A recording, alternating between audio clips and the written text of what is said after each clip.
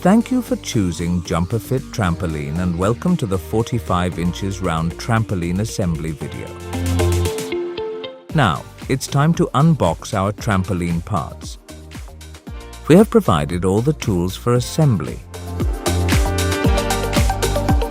An elaborate manual for you to easily assemble your trampoline. There you are with all the parts. Gather your base rackets and attach them to the Jumprfit mat.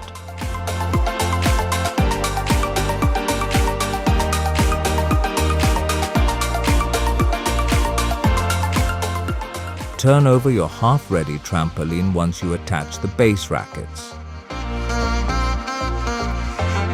Now assemble your trampoline handle.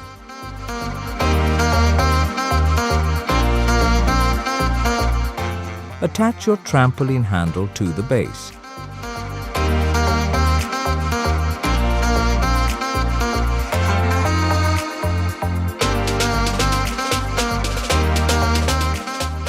You can also adjust the height of your trampoline handle.